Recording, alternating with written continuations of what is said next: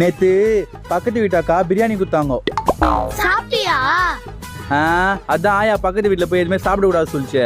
அப்ப சாப்பிடலையா? ஆயா பக்கத்து வீட்டுல தானே சாப்பிட கூடாது சொல்லிச்சே, அதனால நான் அதை வாங்கிட்டு வந்து இங்க சாப்பிட்டேன்.